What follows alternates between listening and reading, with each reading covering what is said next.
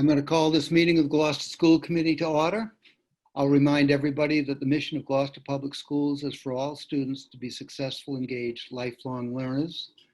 And I will ask you to join me in the salute to the flag. Take a second here.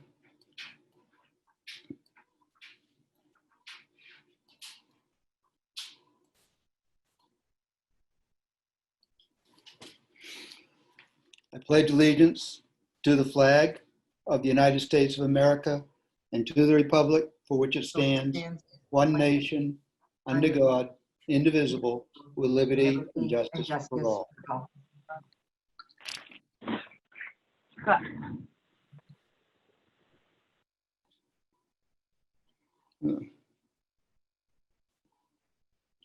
Stop share. There we go. Okay.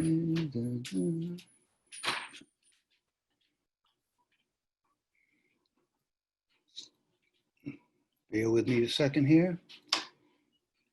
Okay. This meeting is recorded by video and audio in accordance with state open meeting law, consistent with the governor's orders suspending certain provisions of the open meeting law and banning gatherings of more than 10 people. This meeting will be conducted by remote participation. If you are calling in on a phone, you can press *9 to request to speak. If you're watching on a computer or device, there is a raise hand button that you can tap or press to request to speak. Please use either of these options during the oral communications to be recognized to speak. We'll have a roll call for attendance. Maria? Chairman Pope. Here. Ms. Prince. Here. Mayor Taken. Here. Ms. Watson. Here. Ms. Weeson. Here. Kathy Clancy. Here. And Mr. Favazza. I don't see him. I don't see him. Okay. That being done, oral communications. If there's anybody here who would like to address the school committee on any subject not on the agenda, the public shall have the opportunity at every regular school committee meeting to be heard under oral communications. Oral communications shall allow any resident who has a request or complaint of any nature relative to the school committee business to appear before the school committee, state their problem without debate, and the matter may be referred to the proper subcommittee. For items that are on the agenda, members of the public may address the committee with the permission of the chair. Persons speaking under oral communications shall be limited to 3 minutes and shall submit a copy of their prepared communication to the recording secretary. The school committee chair shall not allow complaints as to individual performance or character.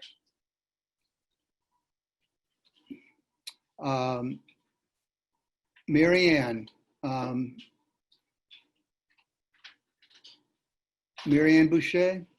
Yes, hello. There you are. We hear you. Hi. I just want to say that I've noticed since this pandemic that the schools throughout the city have been well attended to as far as being taken care of on the exteriors. And it's a real welcome sight. And I just wanted to present that to the school committee. I know it's the DPW, but it's an extremely welcome sight to see the schools being attended to, whether it be over here in East Gloucester or O'Malley School or the others throughout. And I just want that to be recognized. I know that I've presented to you many times before my disappointment in it, but seeing the attention is really uplifting, and I just wanted to recognize and thank whoever is responsible for it. Okay. Thank you. Yep. Well, that would be Mike Hale at DPW and all the people that work for him. And not that there's a lot of upsides of this pandemic, but one of them is they've been able to get into the schools, and I don't know if you've been by O'Malley, but they've done a tremendous amount of work. I have. Yeah, it looks. I have, and it's beautiful, and it's really nice to see. So, Okay, thank you, Mary thank Ann. you. And Cynthia. Good evening, Jonathan, Nice. members of the school committee. I have a comment about an item on Dr. Sapphire's superintendent's report that I'd like to share. He comments that he does not know what MTA's response is to DESI's guidelines, and I'd like to share with the committee what they are that came out today. Go right ahead. Okay, Mary Najimy, Mass Teachers Association President, stated, "Our first and most vehement point of opposition to the guidance is that the department is making each district responsible for purchasing its own COVID-19 personal protective equipment for reopening schools. That is far too much like President Trump telling states they had to buy their own ventilators and testing supplies rather than using the centralized authority and purchasing power of the federal government to protect public health and safety by making vital equipment available. It will be communities of color, which have been historically subjected to structural racism through disinvestment in their public schools and other crucial services, that will be the least able to afford PPE and will be once again disproportionately impacted. There are other things that render this plan impractical. To name just a few, the staff-to-student ratio of 10:2, while necessary, requires reducing class size by at least half, and in many instances, even more than half.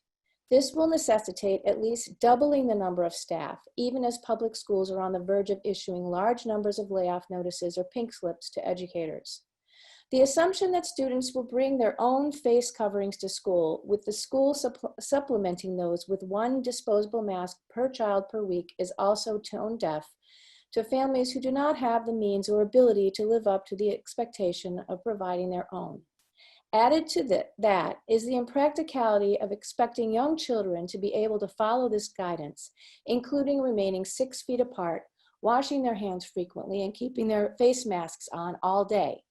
None of this can be accomplished safely if school budgets are cut and staff are laid off, leading to larger classes and less ability to achieve physical distancing, perform deep cleaning, and implement the other health and safety measures required.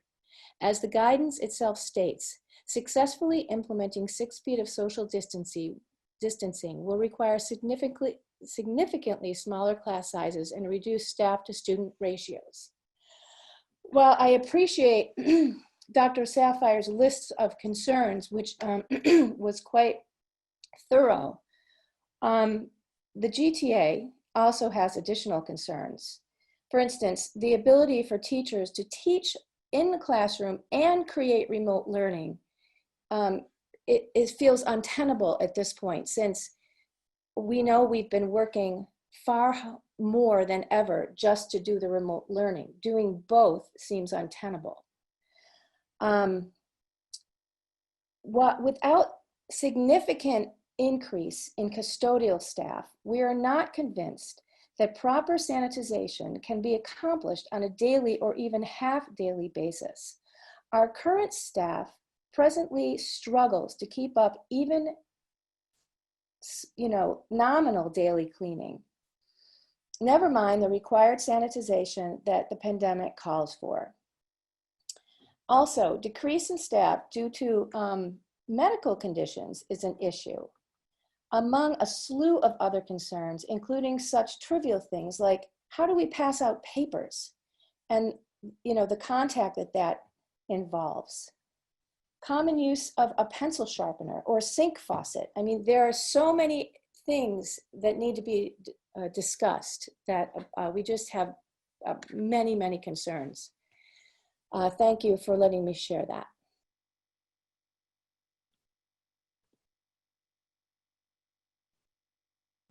Jonathan, you're muted. Sorry. Cynthia, could you send that document from the MTA on to us for the record? I'm happy to. Thank you. Okay. We will move on to recognitions. Melissa? Thank you. I would like to recognize the Cops and Kids program that just recently came out. And I'm going to read from their Facebook page, which is a short statement as to what that program is to put it into perspective. Its Cops and Kids program recognizes that this is a confusing time for many of our children in our community. If your child would like to meet and talk to a police officer, please do not hesitate to contact Lieutenant Jeremiah Nicastro, School Resource Officer Peter Cetera, or Officer Michael Scholar at the Police Department's Community Impact Unit. We have a community-friendly satellite office inside the Browns Mall on the first floor. We will schedule an appointment with both parents and child to visit our office to discuss our role in the community and to show our children that we are their friends. And the message goes on to give contact information for Lieutenant Jeremiah Nicastro at his email address, along with Mike Scola, Peter Cetera, and their phone numbers.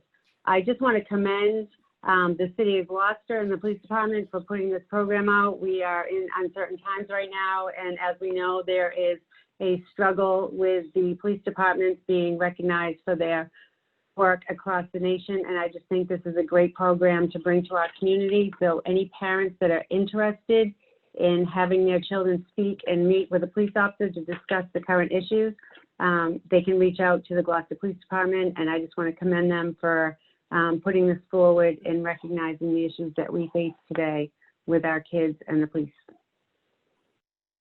Okay, other recognitions? Um, Laura? I have one, and I also see that there was someone else with their hand up. So, do you want me to go first, or?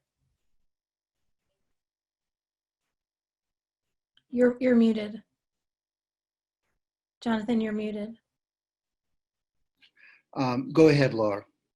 I wanted to recognize the students from the Gloucester students. I know there were students both at the tech and at the high school for organizing the rallies at the Rotary and also down at the Fisherman statue.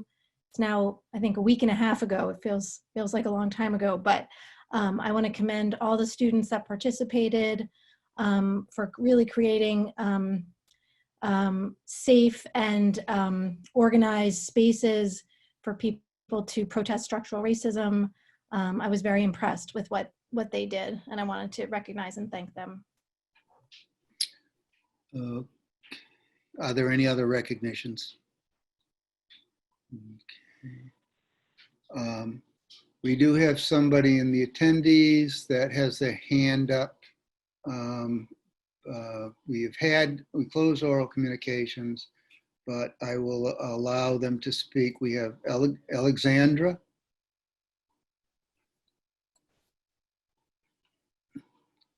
You may speak if you'd like to. Okay, thank you. Hi, I'm Alexandra Mitchell. I'm a parent of a soon-to-be kindergartner and also a coach for the O'Malley Middle School and the Gloucester High School. My concern and questions are related to the upcoming fall. And listening to, I don't know if it was Cynthia, what she just said about staffing and what the upcoming semester is going to be for the Gloucester Public Schools. But I think, you know, as a parent and being super prepared, also as a coach, we prepare for a regular start, you know, for the school year. But what's going to happen if should we start preparing for homeschooling? You know, because there's a lot of questions. So being prepared as a parent and as a coach, you want to get your life back, and when to prepare the babysitters to come in and when to prepare for certain criteria. I think education for a kindergartner is a lot different for education for other grades and for middle school and high school. But as a mom with a child with asthma, I want to be one step further than the parent that doesn't have a immunosuppressant child. So I think it's important for us as a community to at least send out some type of, here is our possible plan, because everything is so unknown and very scary at this time, with the CDC and the WHO stating that certain criteria like the masks don't need to be worn, and studies done in New Zealand and Sweden and the schools that never closed in Florida, and the cases just not being so high with children. So what is the perspective on homeschooling? Should we be prepared for, because that's not fair for me to send my child to school when I know that the teachers are under stress and the school itself is under stress. I just don't want to create more stress. I would rather stay home with my child and homeschool them than put them under a lot of that social emotional challenge. I mean, I think as a community, we can rise together on this, and I just want to be prepared, and whatever it is that we can do or I can do to help take that burden off, I'm definitely here and present. I know that there's a lot of parents that are in my boat in regards to whether or not to send their child to kindergarten, never mind other children that are transferring from middle school to high school. So I just didn't know if that was, I mean, I'm sure that's definitely in the back of your minds, but there's been no emails sent out stating any thoughts or anything. That's all. Thank you. We will be getting an update this evening, if you stay tuned, to as much as we know, as far as what things may look like in the fall. But the reality is there's no knowing exactly right now. So we understand, believe me, all the concerns. We have them as well as you, and we think about them every day, and the administration works on them every day. So you'll be getting an update tonight, but it won't be definitive. Okay, I'm sorry. Okay. No, don't be sorry. Thank you.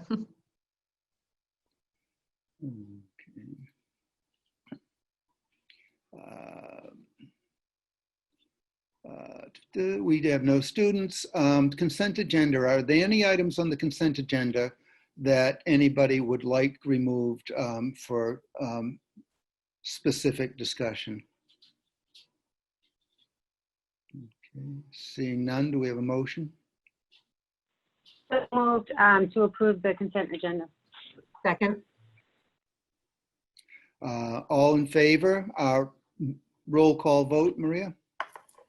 Chairman Pope, Yes. Ms. Prince, Yes. Mayor Taken, Yes. Ms. Watson, Yes. Ms. Weason, Yes. Kathy Clancy, Yes. and Mr. Favazza. Yes. It passes unanimously. And we'll move on to our deliberations on educational issues. And we'll start with our update of school closures due to COVID-19, and which will run right into the superintendent's report, and then we'll take up Gloucester High School graduation.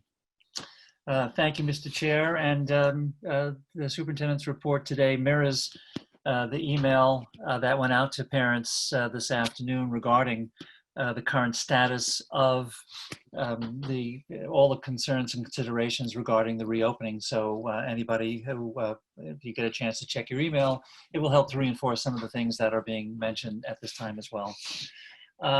As far as, I'd like to begin first with summer programming.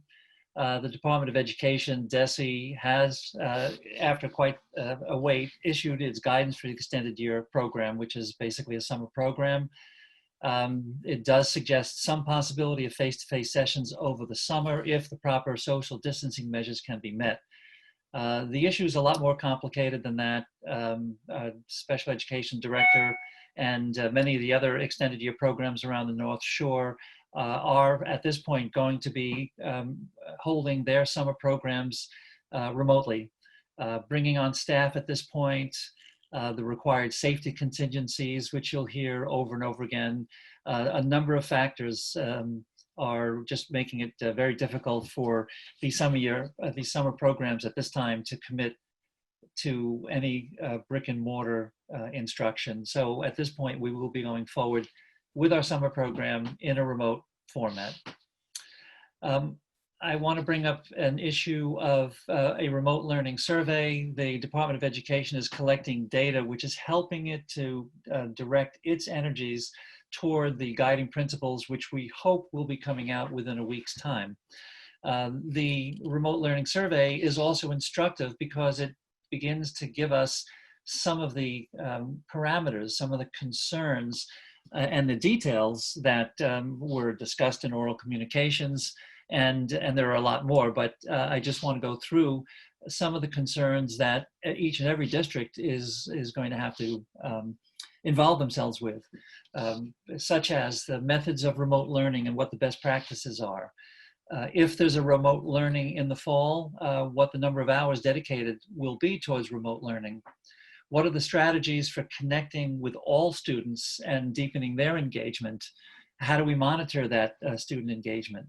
What diagnostic assessments will we be using in the fall to determine what extent of learning loss, which will be extensive, our children have experienced? What adjustments do we have to make to programming to facilitate our special education services, the transition of special education students, as well as our English language learners? How are we going to be supporting our students who are performing above grade level? What will our grading practices be? How will we provide the necessary district support for social emotional learning and the mental health of our students? And I think we heard earlier as well, our staff. Everybody is tired, everybody is spent, and it has been an exhausting spring for everyone. What will be our strategies for strengthening family engagement if in fact we are required to go to a remote learning situation? How will we meet our technology needs in terms of instruction, infrastructure, and access for those who have difficulty tapping into the internet? And of course, what our professional development needs are going to be as well. In addition, it's clear that we have to look at all of the health and social distancing measures that will be necessary for each school building, and quite frankly, no issue is too small to have to consider. What are the PPEs, although we have received some guidance on personal protective equipment? Will we have adequate staffing? How will our food service costs be affected? What will be the logistics of student traffic and activities within our school buildings, just to name a few? It's quite clear that each and every district is going to have to establish a standing committee with many subcommittees to look at all of these various issues, and are going to have to do that almost immediately after the Department of Ed's guidelines for school reopening are issued. Which brings me to item number 2. We can expect the guidelines, as I mentioned before, to hopefully be issued within a week's time. There is a conference call with the Commissioner of Education this Friday at noon, and I think many of us are hoping / expecting that that is going to be a preview of what the guidance is going to be. This is a very, very fluid situation. A number of advisories have come out regarding safety supplies. Special education advisories came out on June 4th, 5th, and 7th. So those folks are absolutely swirling. And again, it may be subject to change, but based upon the commissioner's phone call about a week ago, it seems as if we can expect at this time, subject possibly to change based upon feedback, to some sort of a hybrid model. In discussing this last week, one of the illustrations that the commissioner gave had to do with students, half of them coming in one week, the other half coming in the following week, and alternating with remote learning as well. The one exception being substantially separate classrooms and having those children come in on a daily and weekly basis. Ms. Watson, you had a question? Yeah.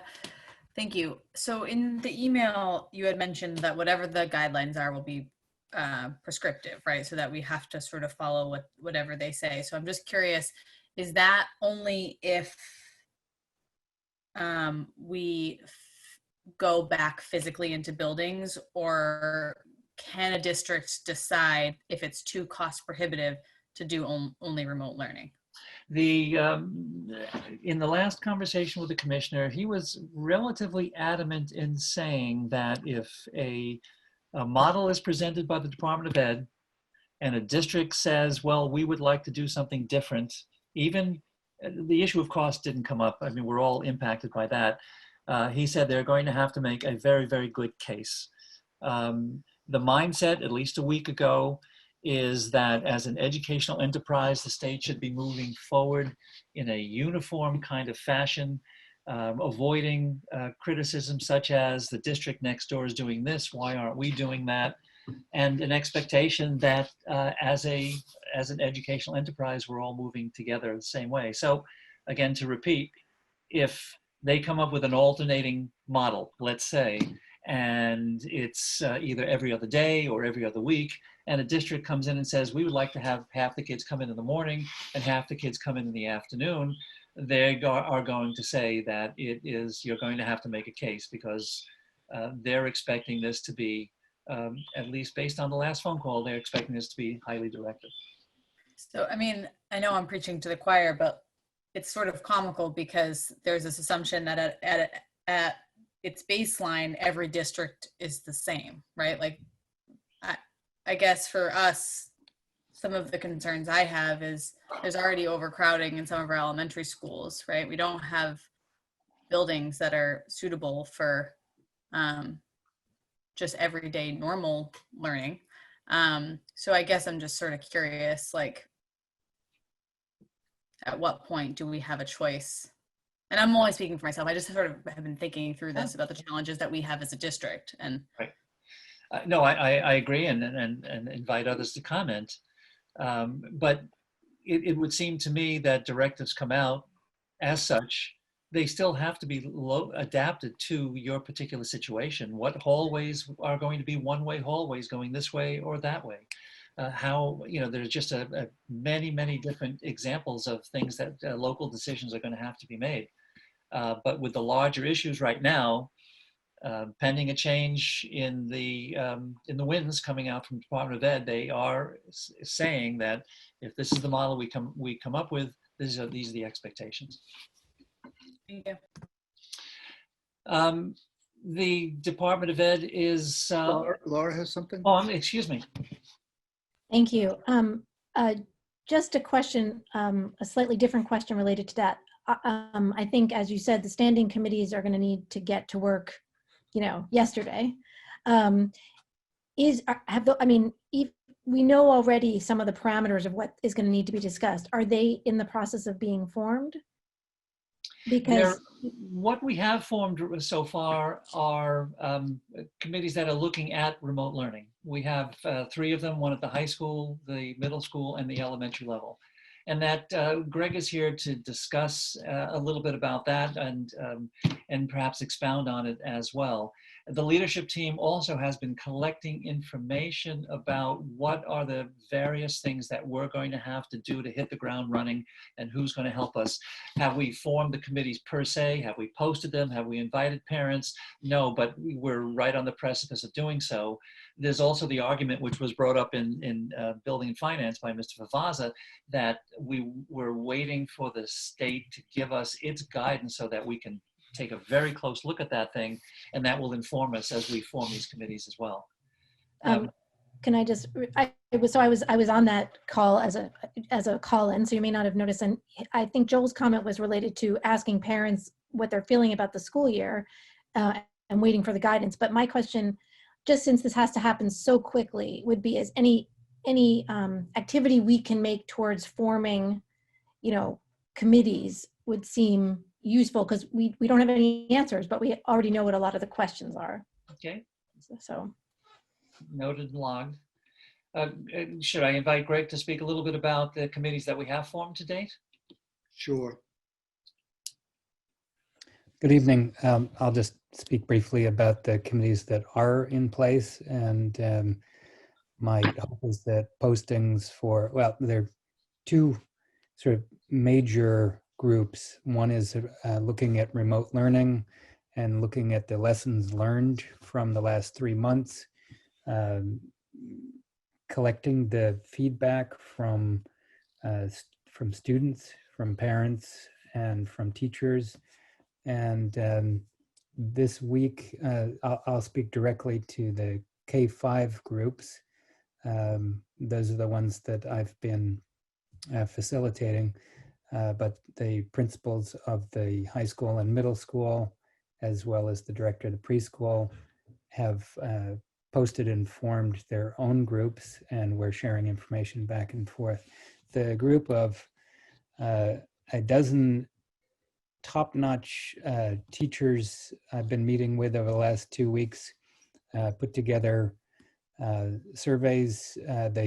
Surveys have gone out. I've already been receiving feedback from parents and students. The staff surveys have looked at feedback regarding resources and strategies and techniques that were used the last 3 months. The tech platforms, the frequency, the challenges, the successes. They've also got categories for the kinds of training that we would need to get started with in the fall. We'll be shifting into, curricular adjustments, assessment, procurement if we need assessments. Those kinds of things are already up and running. What I anticipate is the next round, and I'm hoping that we can post by Friday, but I need to share the draft with the administration and with the GTA, is what I would call the nuts and bolts of opening in the fall. And this is a group that I would anticipate being comprised of staff members, community members, parents, students, administrators. This is going to have to be a pretty comprehensive group to look at the guidance that we get.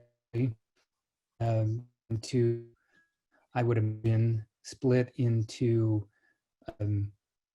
subgroups who would tackle, I'm hoping we attract people who love labeling and cataloging and signposting things, and really like to think hard about how people move through a building safely, and that there are groups that can look at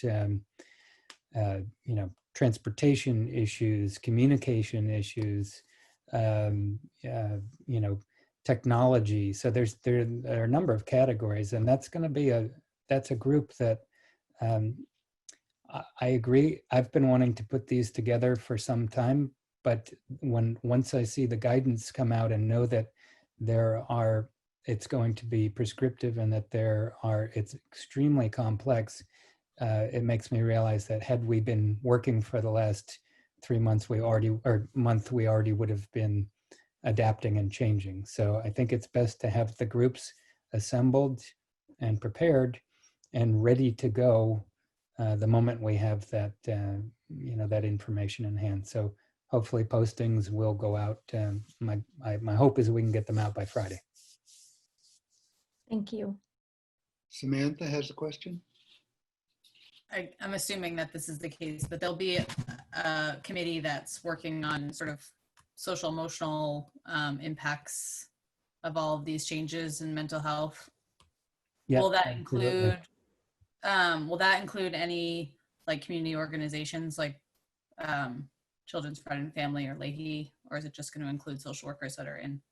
I don't know that level of detail yet. I mean, the initial group, there needs to be a core group that thinks about all of those stakeholders that need to be around the table, but also how to phase in that, that scope of, we're talking about quite a few people potentially and far reaching. So I can't give that level of detail at the moment, but I would certainly anticipate our community partners and agencies, absolutely.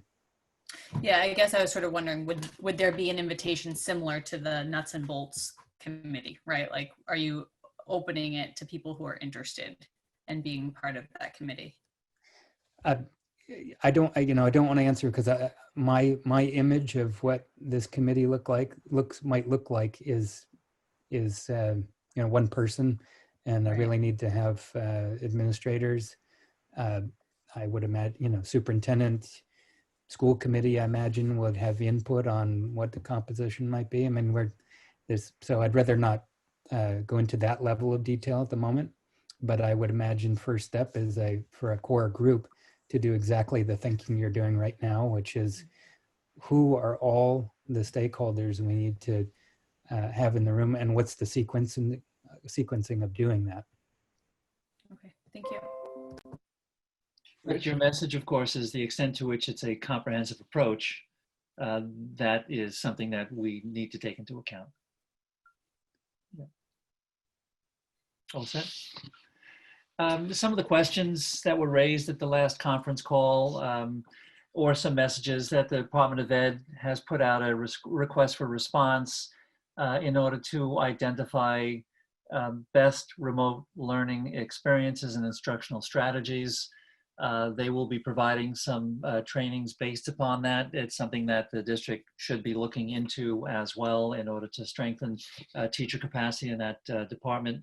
There's also a pilot, I've passed this on to the high school, where the Department of Ed right now would like 7 students from 50 high schools to participate in what they're referring to as a deeper learning work/activities that students can do at home.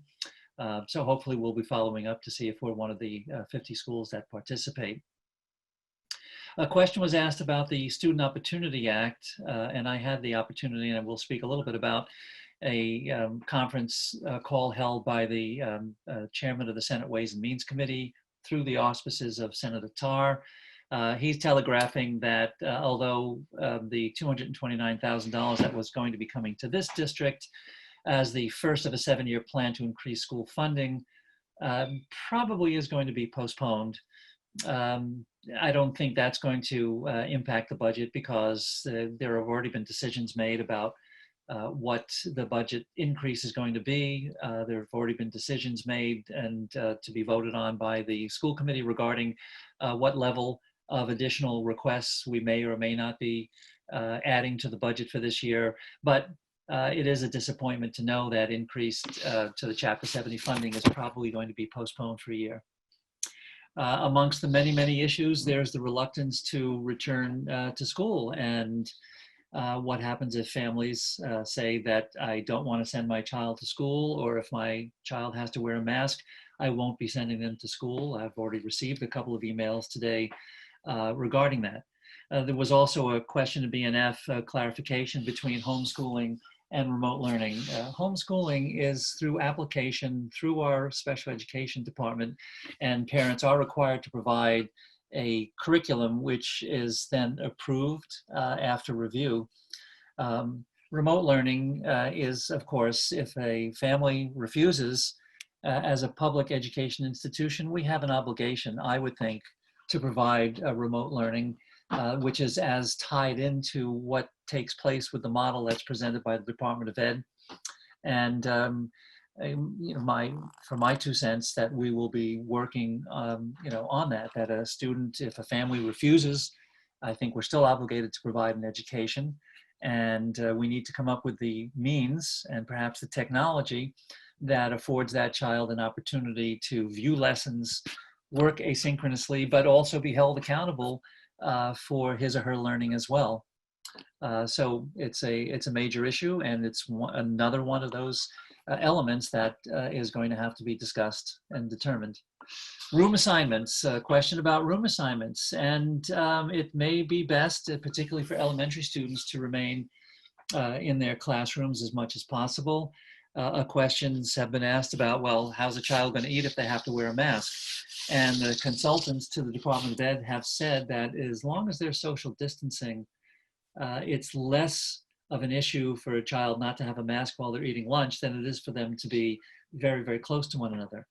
And we don't know, but it could very well be that there's a directive that says that elementary students should remain in their classroom as much as possible, and that could include lunch. Don't know, only speculating.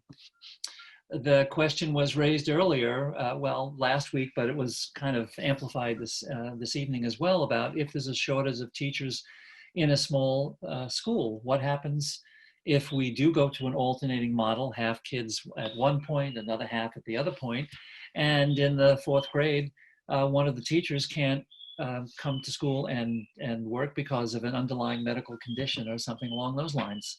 Certainly that teacher can then have responsibilities with respect to remote learning, but it's not necessarily going to enable us to lower the number of students that are in a class at any one time. So there are complications. Do we do something with that with staffing? Can we afford to do anything with staffing?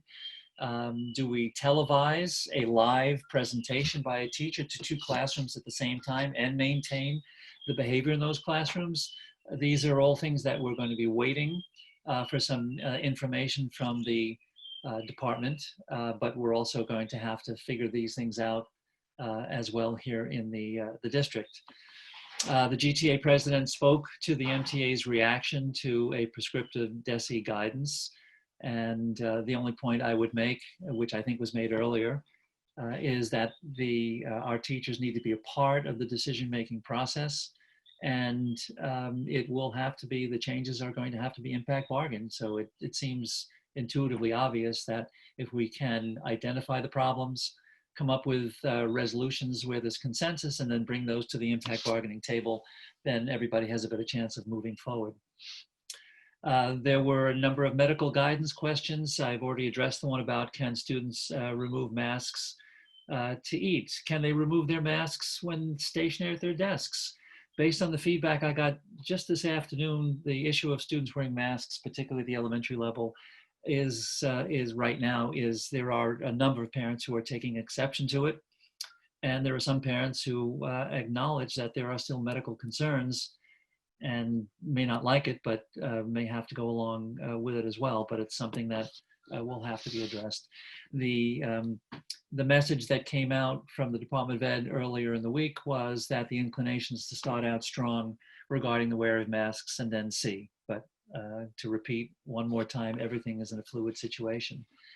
The Department of Early Education and Child Care, they came up with a recommendation to have students' temperature taken upon entry. The guidance on safety and supplies that came out last Friday from the Department of Education does not call for temperature taking upon entering into school, mainly because of the number of false positives and false negatives that have been experienced to date. So along with the list of the various kinds of supplies, from masks to gloves to sanitation, chemicals and all the rest, what's not there is a expectation for the purchase of thermometers. We'll also need to address the situation if an individual in the building does contract the illness, then what are the procedures? How is that person separated? What room would be used? These are all things that our nurses and subcommittee will have to take a look at as well. With respect to transportation, excuse me, yes? Samantha? I just want to ask a Melissa. question. So going back to the emails that you received about parents not willing to send their kids to school because they have to wear a mask, is it because there's a medical reason? Is it a political reason because they don't agree with wearing masks? Or is it they just don't think that kids should go to school in a world where you need to wear masks, therefore it's uncertain to their health and safety? I mean, Right. There's so many things going on in the world. I went out to lunch today to the hotel and I didn't have to wear a mask while I'm having dinner, you know? So where are we at with the parents saying they're not sending kids to school because they have to wear a mask? I Yes. mean, there's several reasons, and maybe tonight's not the answer, but I think we need to dive deep into those politics, if you may, or safety concerns to find out what we're really dealing with, because you can go on Facebook and read many people that don't believe we should be wearing masks to begin with. And then there's people that don't want to be out unless people wear a mask. So, Right. so I'd like to know what we're dealing with at some point when you say we're getting emails about Right. parents that expect we're going to homeschool them or do remote learning if they have to wear a mask. I mean, there has to be some give and take here. Right. So right. I'm just curious to know about those conversations. Right, and I've only gotten a handful, but some of them are, I believe, outraged at the concept of children having to wear masks in school. And another instance, I think there is a medical condition whereby it would be very problematic for that child to wear a mask, which I think we can all understand.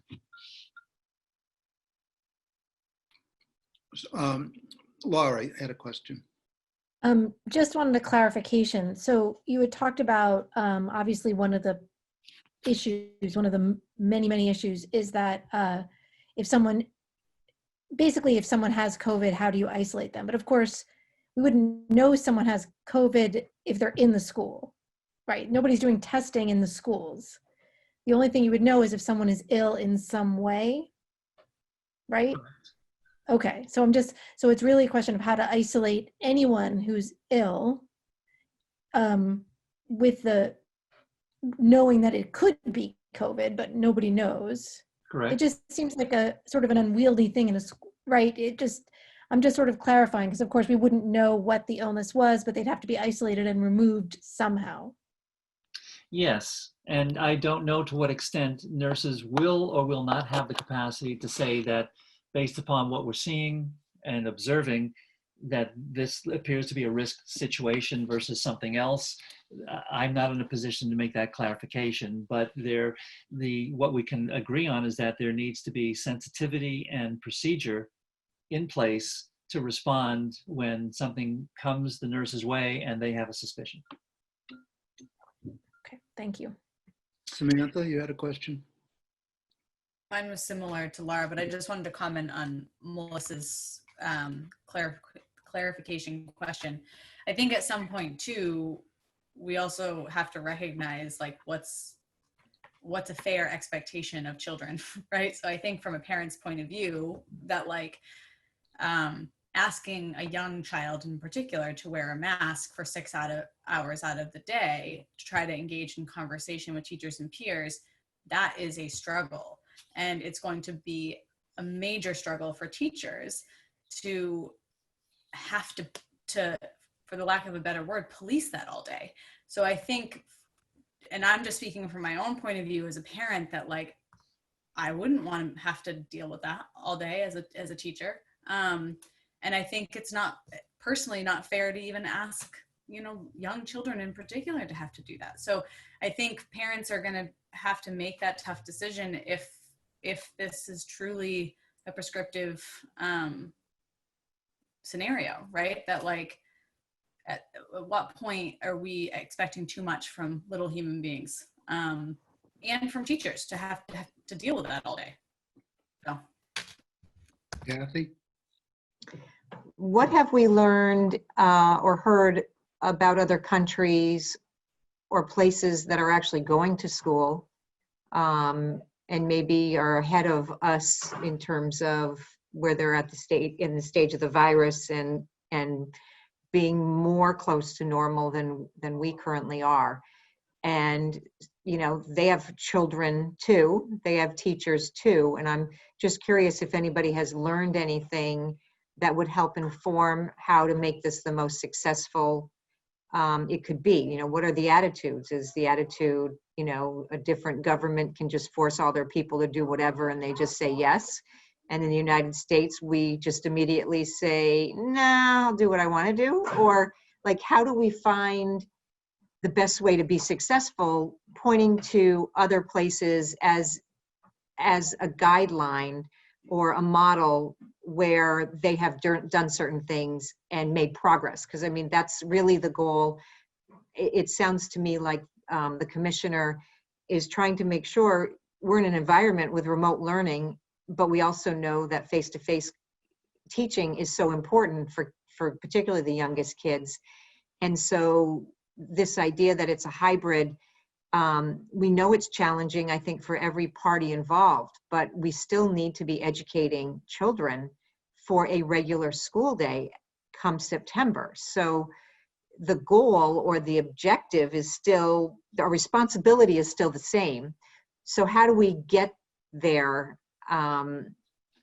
with that same, kind of, obviously sympathetic, empathetic understanding, but also know kids want to learn. Parents want their kids learning. So anyway, maybe that was a rambling. If you have any answers, fine. If not, I'm sure we'll hear down the road as we try to do it. Well, I certainly can't answer that question, but what I can say is that the working group established by the Department of Ed, which is about 30 people from all different social walks within the Commonwealth, have indicated that in fact is what they are doing. Part of their research, part of their work that is supposed to be going into these guidelines is based upon observations of states that have opened up before, of states that have maintained schools in session, and also they're looking internationally as well to see what's going on. I certainly haven't had the time, and I doubt anybody around the table here has. Safa, if you have a question. I don't have a question, I have a comment. I'm trying to hold my tongue, and I'm trying to be good and nice because everyone is COVID exhausted. I've been on Zooms from day one. I've been telling you this from day one. I sounded like a witch when I was telling you.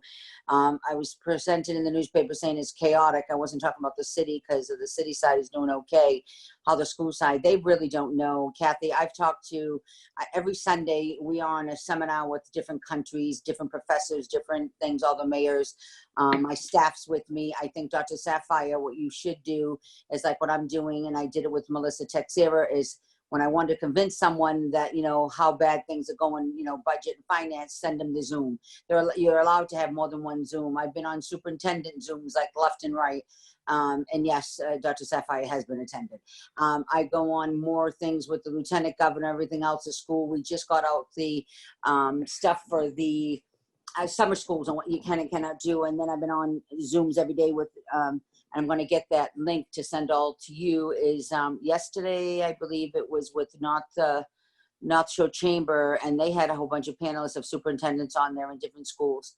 And I received a letter saying that if my child, who was a top of the grade, doing great, smiling all the time, doing activity sports, all of a sudden just crashed, started crying, anger, you having children with emotional anxieties. And if this is going to happen, I have to have them outside. I have to have them, interact with other children. What am I going to do, et cetera? And then I'll have to send them to a private school. And then my thing was like, well, everyone's going to be the same until I'm hearing different things. It depends the size of the schools. Bishop Fenwick said that, they're going to school in come September. They're going to classes. And I'm going like, well, how can you go to class? Because we have enough open space, enough classrooms that we haven't even used. You can do that. We can have the open space.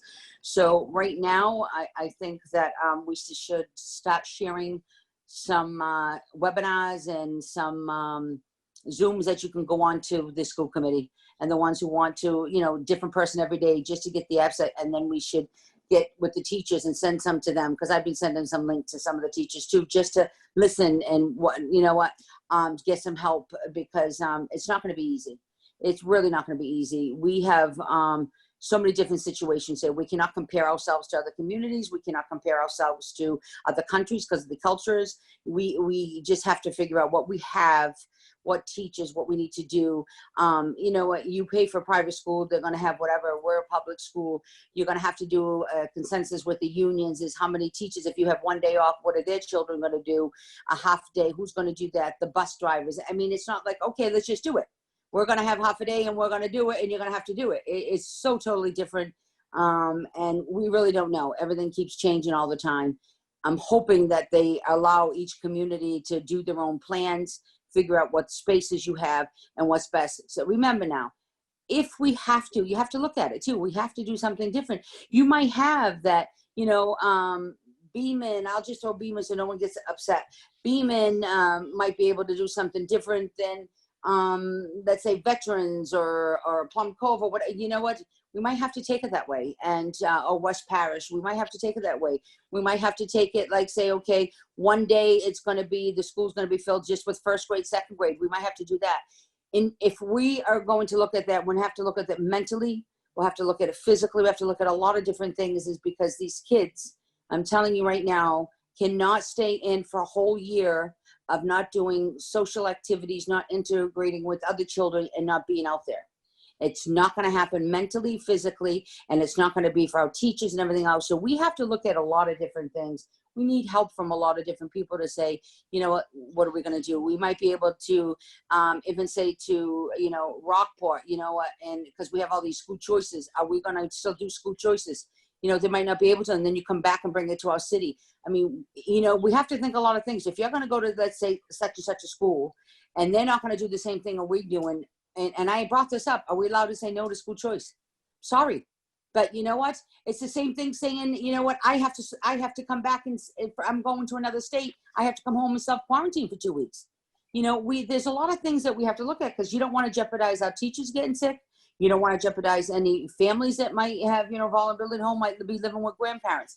Well, the grandparents still who are caregivers or foster care, what's going to happen?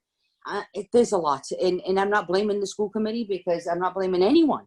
I'm just saying that I know people think I was overreacting, but I'm telling you, if I'm on just 10 Zooms a day, that's vacation for me. That's vacation. I'm trying to get the best I can. Nobody came with the book.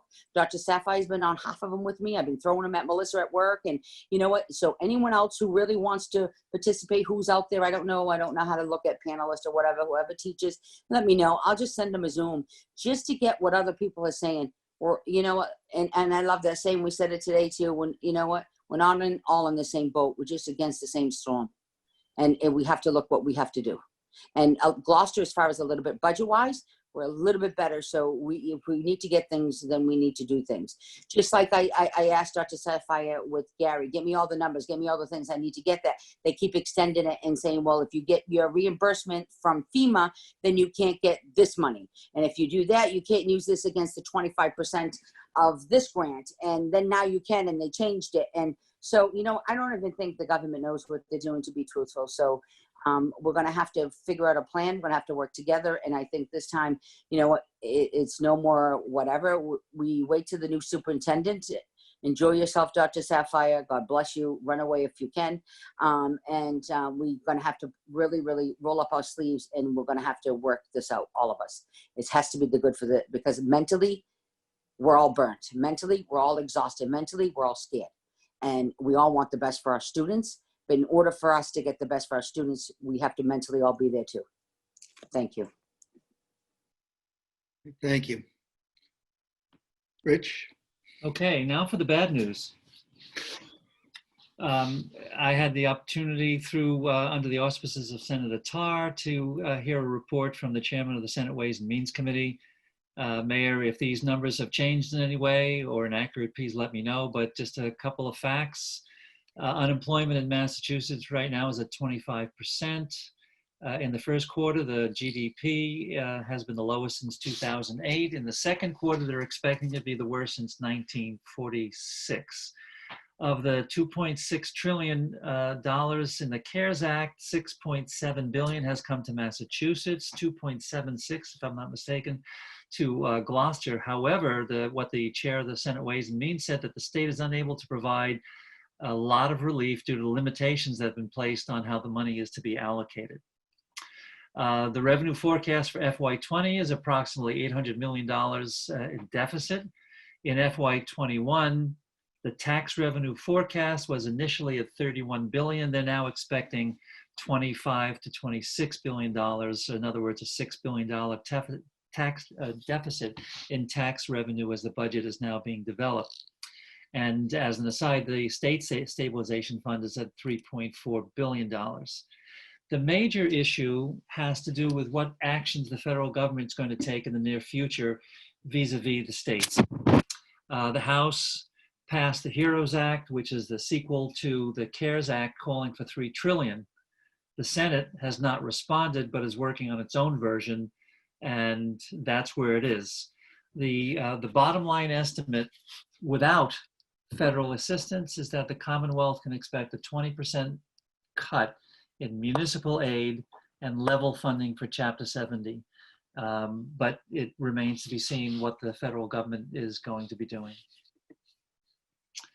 The mayor alluded to some of the grants and potential for reimbursement. The school department has submitted its requests for under the Coronavirus Relief Fund. Again, this is through the city. We have added requested reimbursements to the tune of approximately $216,000.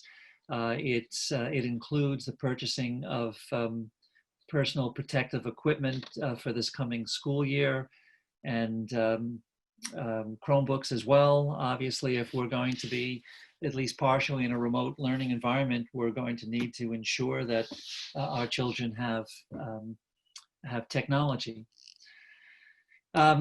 So this $216,000, I don't know what percentage of it, as the mayor suggested, is going to come back to the city or not, but it's something that the school committee may want to clarify with the city about potential access down the road.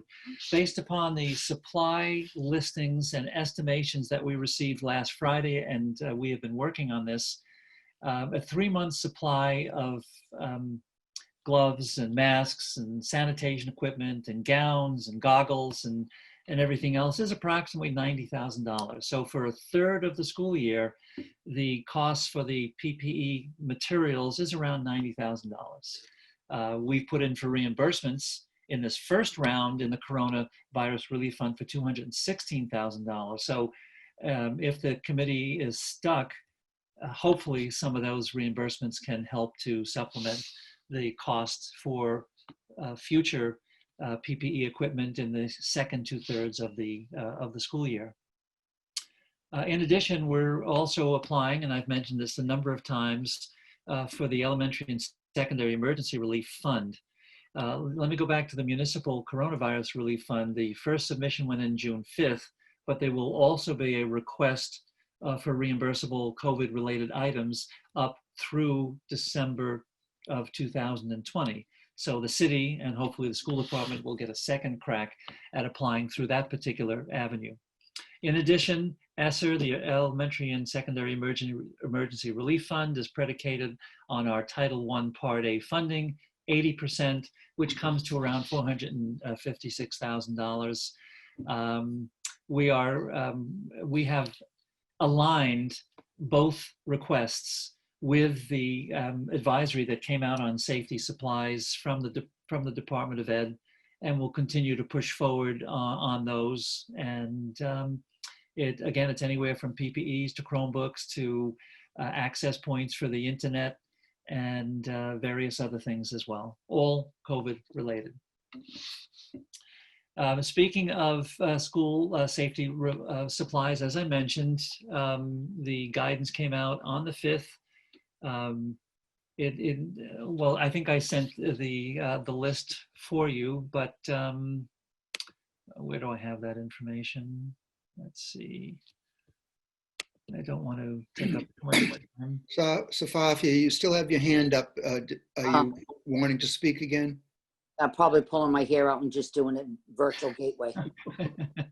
So, yeah, and you know what, Dr. Sapphire, we got an extension to do the DCL to get some more information, because they were saying that if we put in that grant, the one I was asking you for, if we put that in, we wouldn't be able to coexist with the reimbursement for the FEMA. And right now, what we don't have a total, so we're working on that. Then they changed it again on us. They said, oh, we're extending the DSL grant, and then you could backside it with the other FEMA money reimbursement. So we're trying to get the best we can. Yes, we can go up to $2.6 million, 2.7. I'm not worried about spending that, because we can spend that. I'm worried about how we can get that first, so we don't have to actually take out the 25% from FEMA, so we can use that. We're working on that with the state and Senator Chaz's office, because all that time, actually Sean Cronin, Lieutenant Governor, gave me his information, and Jim started talking to him on what we can do. And Kenny is, and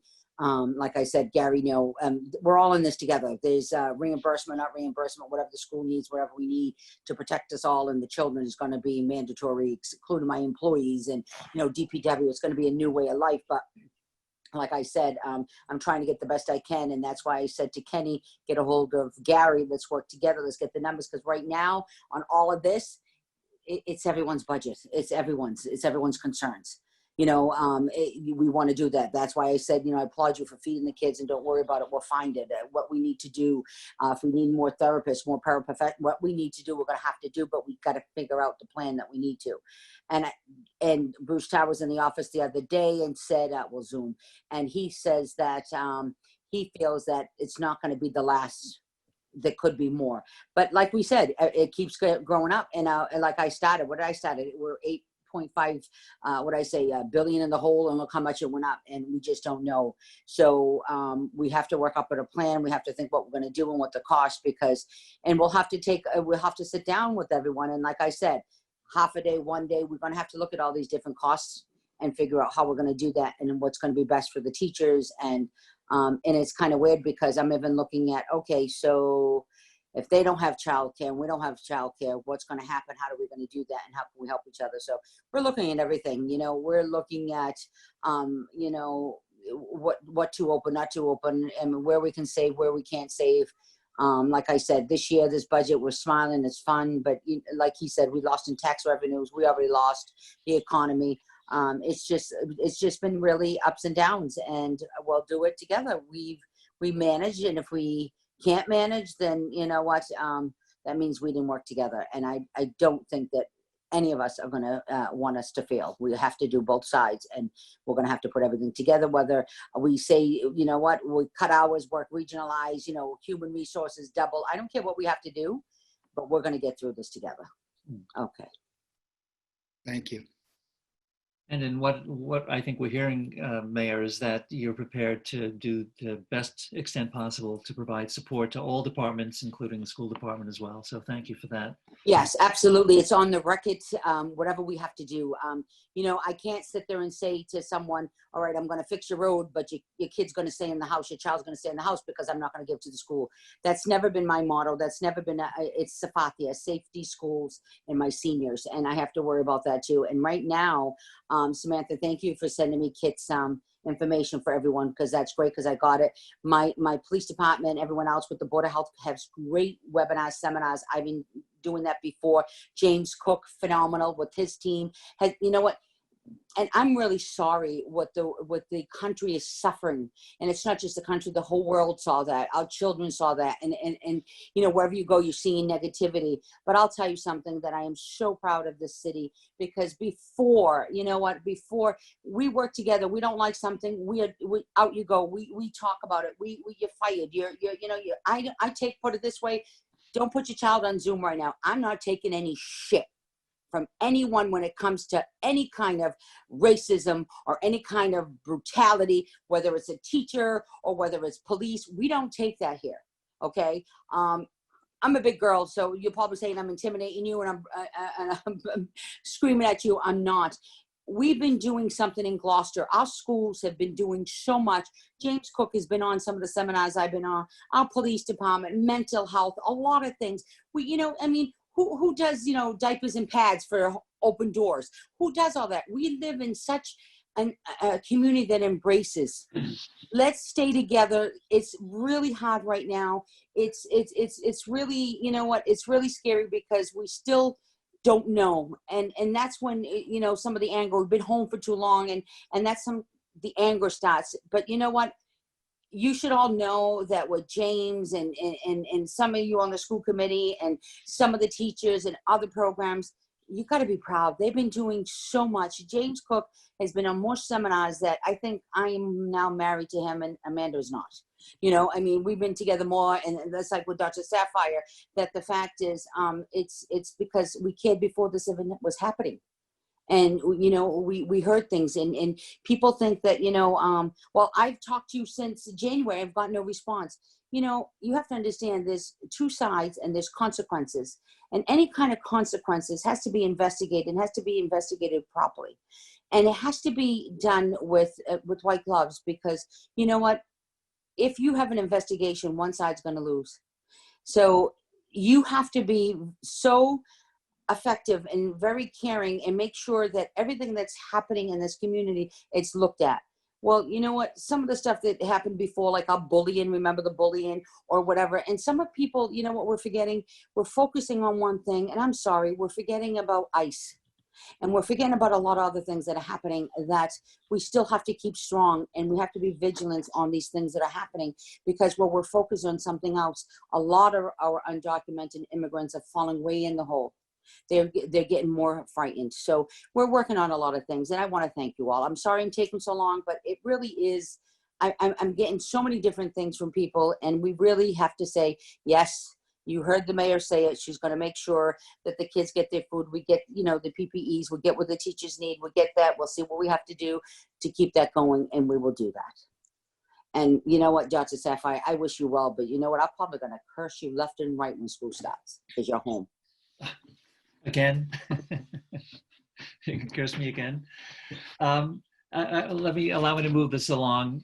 So just to let you know, I've mentioned some of them, but we've already placed on order when it comes to safety equipment, 18,000 masks for children. That's with the hope and expectation that parents will be able to purchase 2 cloth masks for kids to bring to school if it's required. But we may have to order more for those that can't afford it, and we will do so. We've ordered, we'll be ordering 36,000 adult masks. And these are all based upon the estimates from the Department of Ed per 100 people, how many per week or how many per day. So these numbers don't come out of the air, but are based upon their recommendations. The school nurses and providers, N95 masks, 2,400. Disposable gowns, 3,000. Disposable nitrile gloves, 12,000. All of those are already being ordered. And once the FY21 budget comes along, we'll be ordering eye protection, face shields. We now have the capacity here in-house.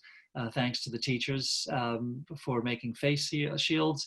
And in addition to the regular N95 masks, it's also recommended that N95 ventilating masks be ordered for people who are in closest contact with somebody who might be sick. And then, of course, you got the hand sanitizers, wipes, and even waste disposal medium. So we're following the guidelines. We're ordering $62,000 worth already, and we'll be ordering more in FY21. Item number 7, schedules for picking up possessions from schools. This has been a hot button issue for a lot of folks. Teachers want to get their materials for the summer, and families want their kids to pick up their possessions. That is now taking place. We have a listing here of the procedures that we're using. I won't go over them. The health department has reviewed our work. They've given us the green light. So hopefully within the next week or so, people who need to go into the schools, get their things, do it according to all the necessary health and safety guidelines, will be able to do so. Last, I just want to mention school improvement plans. Because things are so fluid, because the guidelines are coming out soon, because they have to be digested, they have to be adapted locally, it seems to make sense to suggest that the school improvement plans be brought before the school committee in August in anticipation of the start of school. So that's sort of where we're at there. Any questions of the superintendent? I move that we accept the superintendent's report. Second. Maria, roll call vote? Chairman Pope, Yes. Ms. Prince? Yes. Mayor Taken? Is this your last superintendent's report? Not necessarily, no. One more. Oh, good. Then You I'll don't have to accept it. frame it, Then I'll Mayor. accept it. Then I'll accept it now. I'll do the last one and tell you where to go. Bye. Watson? Yes. Ms. Weason? Yes. Kathy Clancy? Yes. And Mr. Favazza? Yes. It passes unanimously.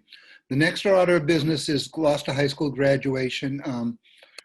James Cook is here. James, would you like to start off? Sure, there's my unmute button. Thank you, Jonathan. Thank you, school committee, for having me here for this. Is that Mr. Cook, my husband? How are you? Here I am, Safathia. I'm yet sorry if I again. embarrassed you. I don't know who's on here. Yep. I have 3 Zooms and I have it on a phone. I apologize. I'm sorry, Mr. Cook, if I embarrassed you. No worries. Thank you. So we've been focused over the last several days in getting obligations in from students and reconciling obligations. We have had some generous donations from members of the community to allow us to resolve the obligations for some students for various things, and other kids have miraculously found all sorts of gear in their houses and such. So kids have put the obligations into bags in the backs of their cars, driven up. We've given them the stuff out of their lockers. We provided the yearbooks. And then today we provided the caps and gowns, which was a real big deal. I had to rush back to this meeting today because I delivered 4 of them to folks around the city just before coming here. It was a really exciting day for us. Not quite as exciting as handing out a diploma, but similar. So kids have been going around town today, taking pictures at the fire station and the boulevard and in backyards and all over the place with their families wearing the caps and gowns today.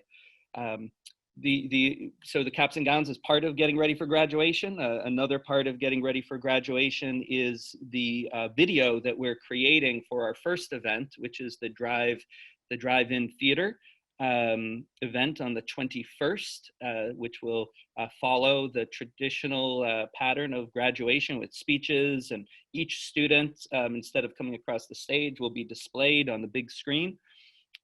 So I know the school committee is probably working on setting a time for your part in graduation. Is that right? From the school committee? Yes, James, everybody's been contacted by, is it John, is it Bryce? From Studio 1623, and what they should be doing is responding to that, making an appointment to talk to him. He basically gives you a little talk about how to do it, and then makes an appointment to do it. So what we've done is every member of the school committee will be given an opportunity to congratulate the graduating class, and it will be recorded, and we'll put it all together. They'll put it all together in a series of congratulations from the school committee.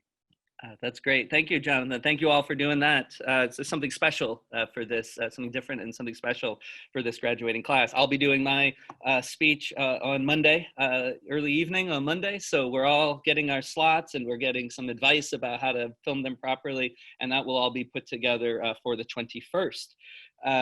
We also have, through the mayor, an exciting opportunity to have some sort of light illumination event involving the museum, and we'll be inviting, this is all brand new, this is just happening.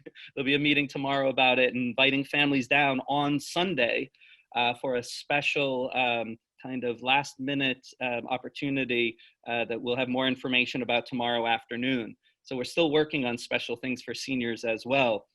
So that will be coming up on Sunday with more information to come out tomorrow. The 21st will be at our drive-in video. It's about 45 minutes long, and we'll be in the O'Malley parking lot for that great video.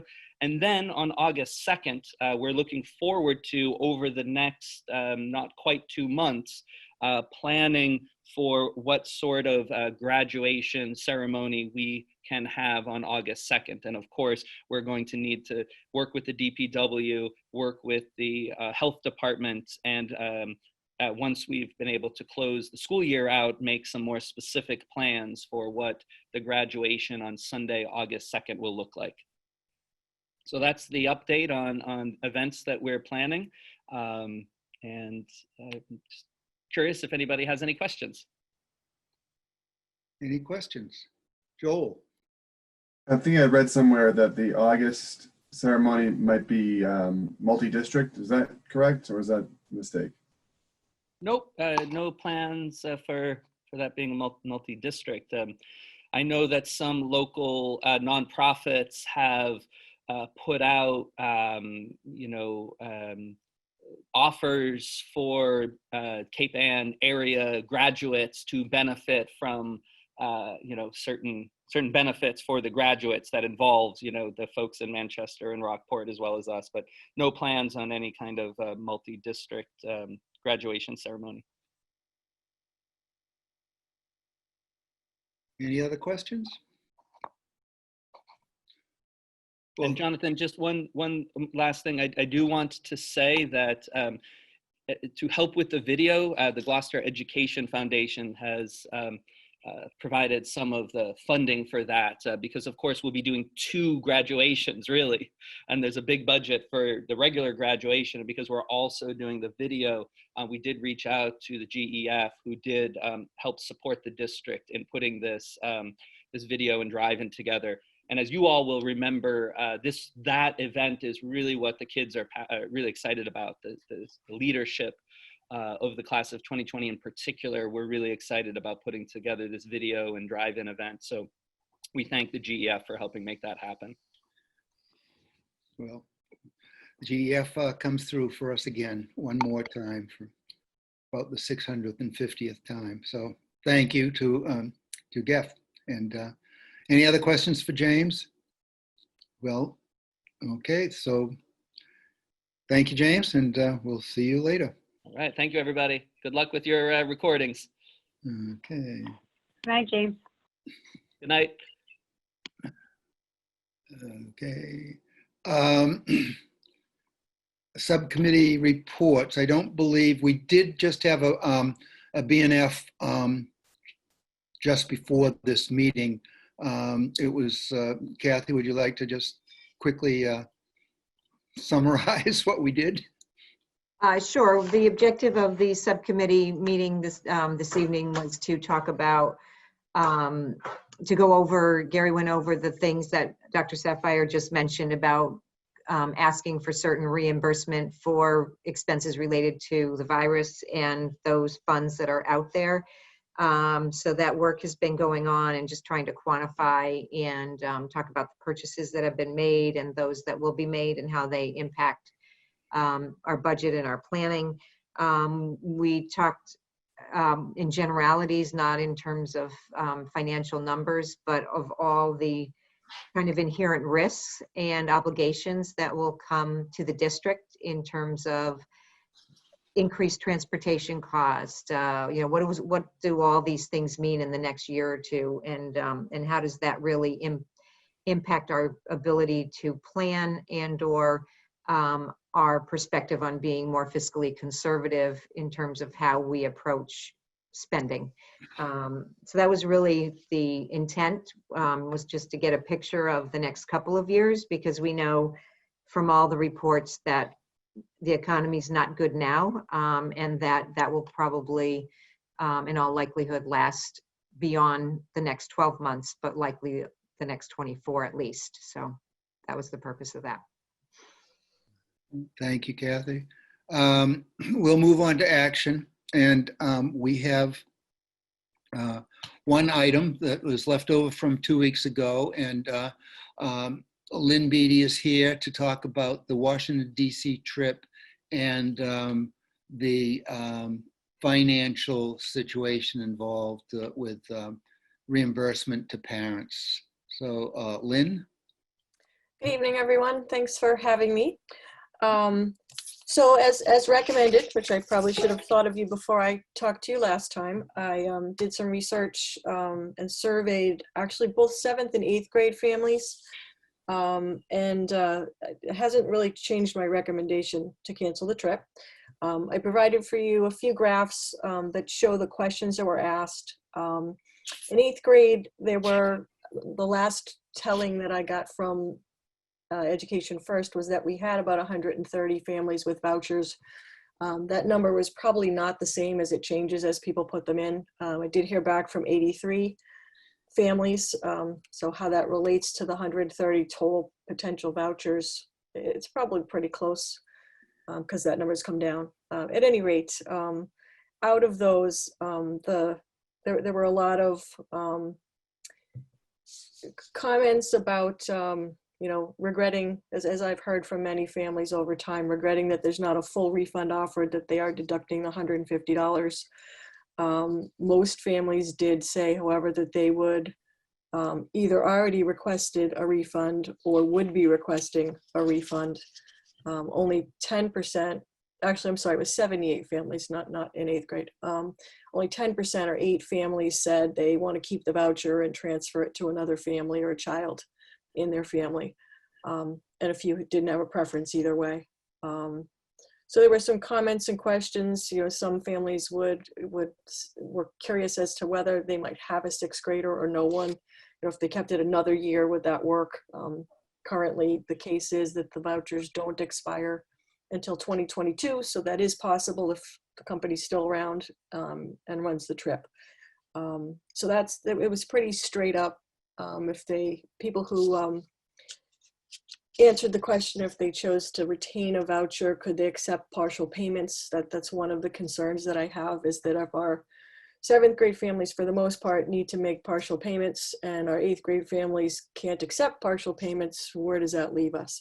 The numbers make it look like that it's possible to match up. If we decided to stay with it and go that route, we probably could match up those who needed payments with those willing to take payments. It will be a little tricky, but the numbers that, like I said, that we have show that that is a possibility. There was a high percentage of those who wouldn't, though. 17 out of 25 who answered that question said they would not accept a voucher.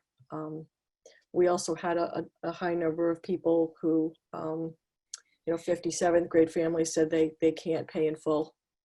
So that, we'll see. It's hard to know, when you don't have, we've got 206, 208 kids in 8th grade. There were, like I said, 130 people still holding vouchers, but several weeks ago when I asked for this.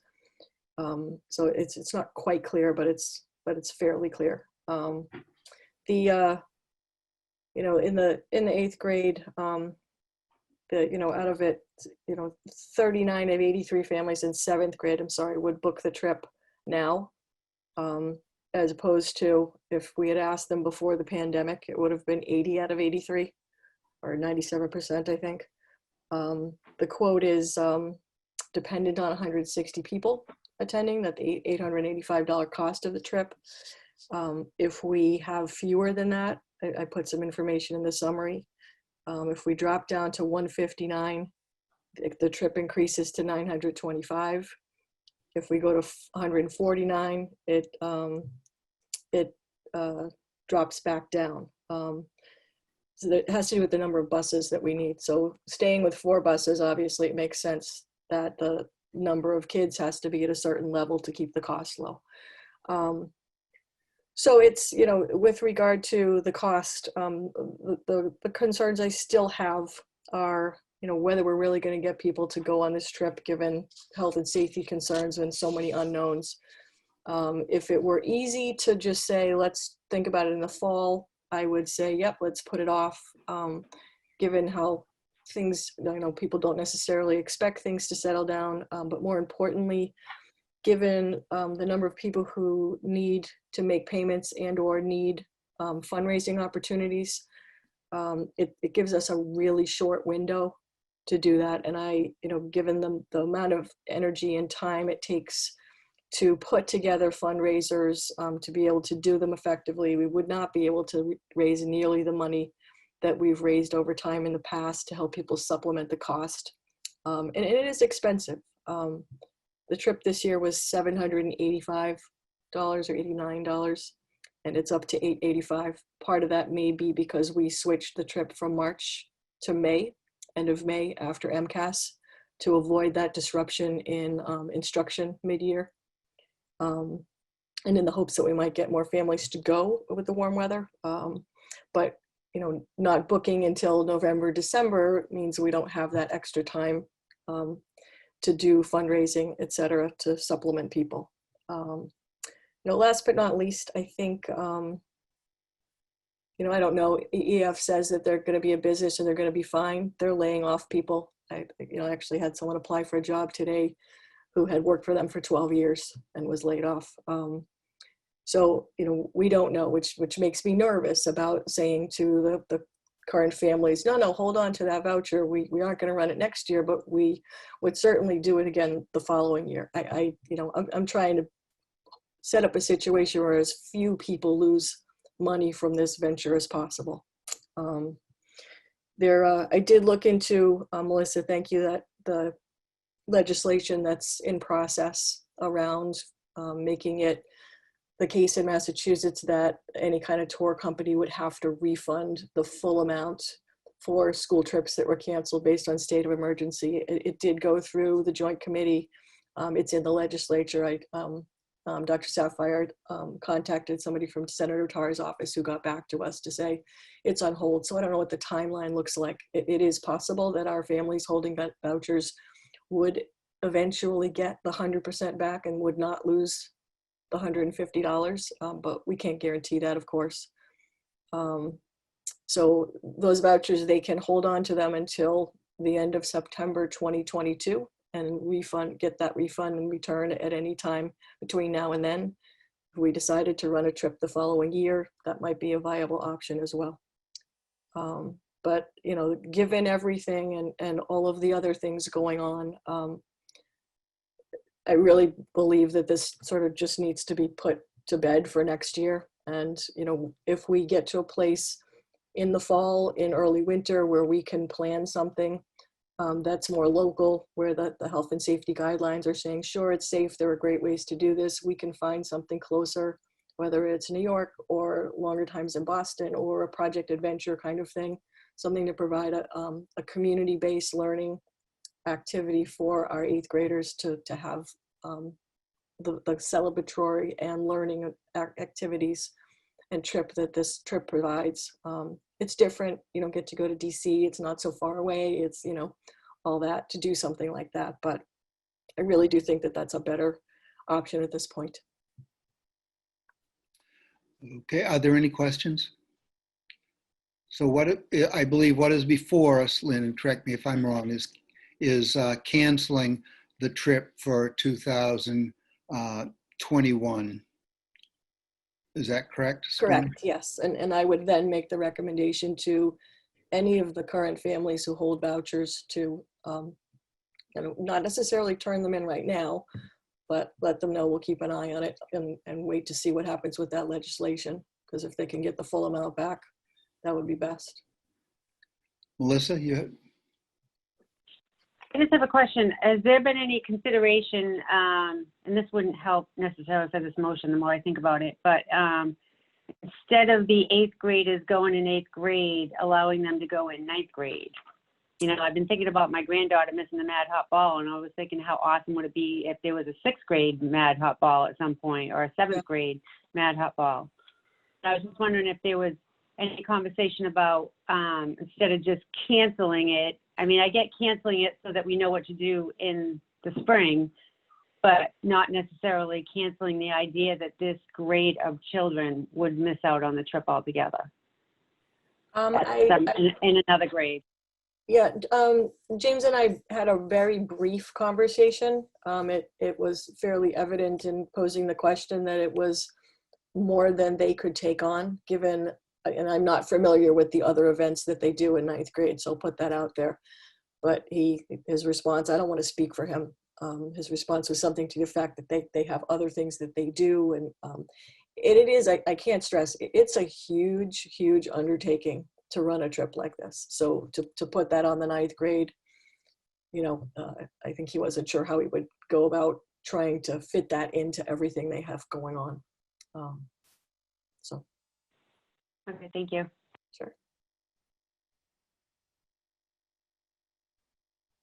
anyone else? Any other questions? So the motion is to I guess, not approve, because the 8th grade trip to Washington, D.C. in the spring of 2021. So moved to cancel. Second. Okay, is there any further discussion? Okay, Maria, roll call vote? Chairman Pope, Yes. Ms. Prince, Yes. Mayor Taken, Yes. Ms. Watson, Yes. Ms. Weason, Yes. Kathy Clancy, Yes. and Mr. Favazza. Yes. Okay, thank you, Lynn, and good luck with that. Thank you all very much. I appreciate the support. MSBA update. There will be a meeting tomorrow at 5 o'clock, Zoom meeting.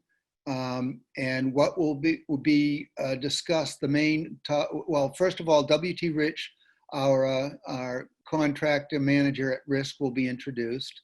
And the other major item is we'll be talking about the budget for FT&E, which is furniture, something in equipment.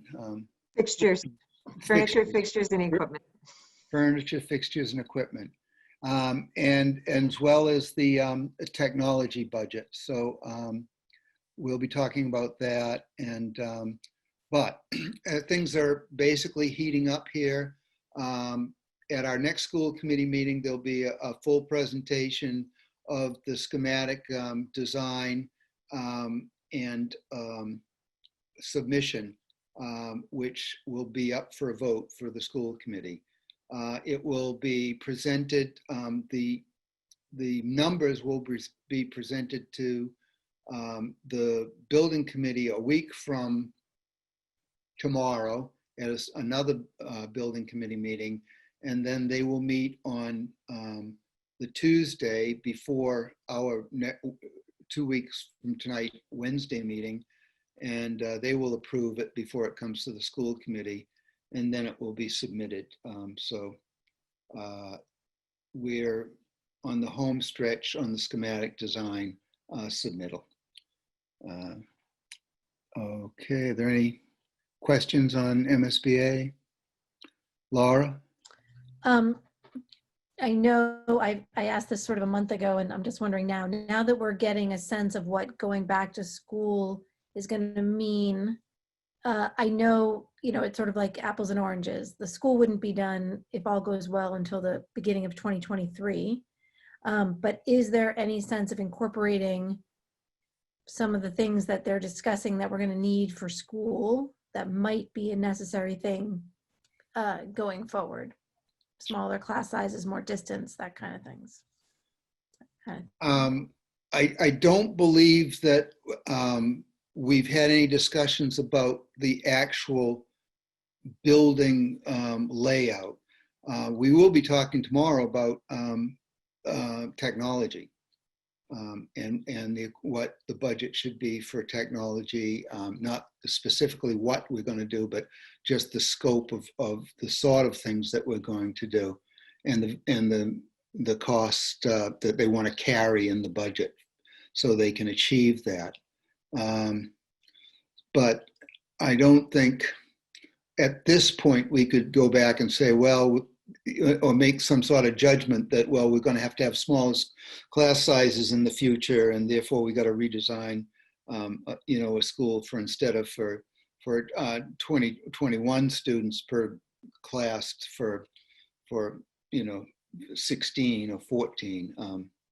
But if there's a way to have flexible design, I mean, I'm, just thinking ahead, obviously this is not the situation we were in when the building was designed, but flexibility, perhaps, ways in which rooms could be made more flexible if need be. Again, it may be too late. I don't know. Well, but the classrooms are paired together, and there is a movable wall so that they can be expanded into to a larger class. That there can be a link between the two classrooms, and each of the classrooms has a smaller space attached to it too, that to break out for smaller groups. So there is flexibility built into the design.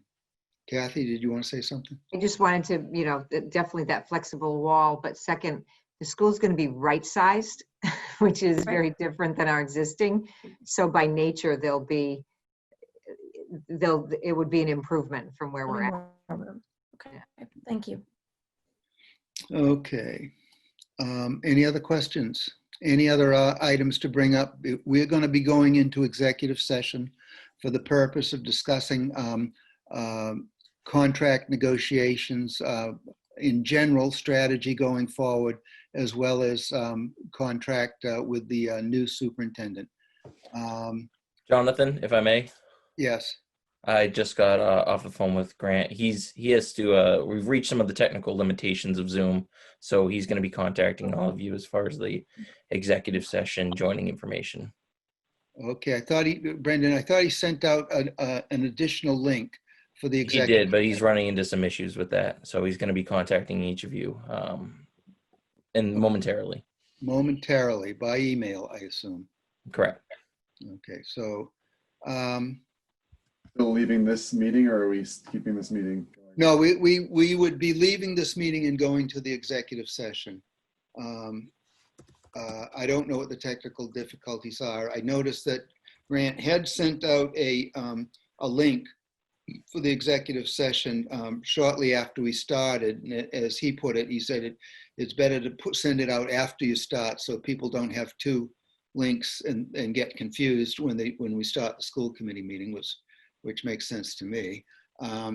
But that being said, I don't know what the new issue is, but if I go to my email, I'll see if he's. Jonathan, it looks like he sent out two emails, one at 6:58 and then one at 7:19. Okay, Brendan, is that? Yeah, he's actually building a meet right or now. Are we going to get another one? You're getting another one. Okay. All right. He says it's sent, so I believe it's going to be for a Google Meet because, like I said, we've reached some of the technical limitations in keeping with our understanding of the open meeting laws as they are right now. So he's passing that along. It should be in your inbox shortly, if not already. Got it. Yeah. And Okay. then are we going to come back to this meeting to adjourn? Can we do that, Brendan? That was why we built it. What we're running into with the intention of doing that. Okay, so we will. So move the motion because we haven't done the motion yet. No, I know.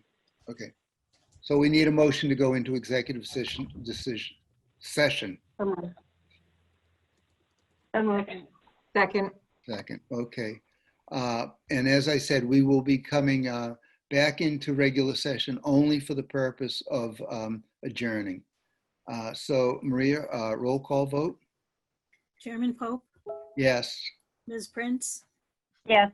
Mayor Taken, So we are going to an executive session to talk about contract for the superintendent and general strategy for the upcoming negotiations with, we have 2 or 3 different unions that we are in negotiations with that are about to be in negotiations with. okay, so if we do these negotiations and then we have to renegotiate when it comes up, we're going to figure out what we're going to do? Well, that's what we're going to talk about in executive session. That's All right. exactly what we're going to talk about. Because I usually don't go in executive session, but I will just to listen. Thank you. Okay, Yes. all right. Ms. Watson, Yes. Ms. Weason, Yes. Kathy Clancy, Yes. and Mr. Favazza. Yes. Okay, it carries unanimously. We will leave this meeting and go to the Google Meet meeting, which you have received on your email an invitation to. So that being said, I'll see you on the other side. Okay, do we have a motion to adjourn? So moved. Second. Okay, Maria, roll call vote. Jonathan, Yes. Melissa, Yes. Sophia, Yes, good night, everyone. Night. Samantha, Right. Samantha, Yes. Laura, Yes. Kathy, Yes. and Joel. Yes. Good night, everybody. Good night, Yeah. everybody. Thank you, Grant. Thank you, Brendan. And we'll see you all soon. This meeting is adjourned.